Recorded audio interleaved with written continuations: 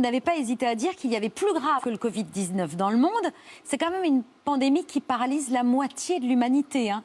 Près de 4 milliards de personnes. C'est inédit, sans précédent, mais malgré tout, vous pensez qu'on en fait trop ?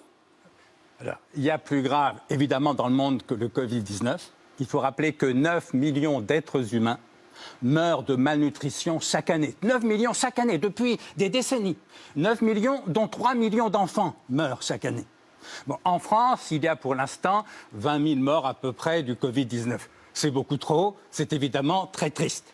Mais rappelons quand même qu'il meurt en France 600 000 personnes par an, dont 150 000 meurent de cancer. Alors qu'est-ce qui est le plus grave, le Covid-19 ou le cancer ? Socialement, économiquement, bien sûr le Covid, parce que c'est contagieux, c'est une pandémie. Mais individuellement, entre mourir du Covid-19 ou mourir du cancer, je ne fais pas tellement de différence. D'autant que parmi les morts du cancer, il y a des milliers d'enfants, d'adolescents, de jeunes adultes.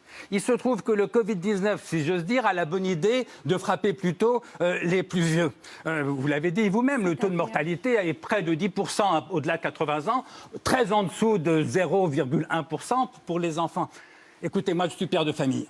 Je me fais plus de soucis pour mes enfants que pour moi. Et donc, ce qui m'étonne, ce n'est pas du tout le confinement, mais c'est cette espèce d'affolement médiatique où depuis des semaines, on ne nous parle plus que de ça. On nous appelle, au fond, à porter le deuil des 20 000 morts du Covid en oubliant les 600 000 autres.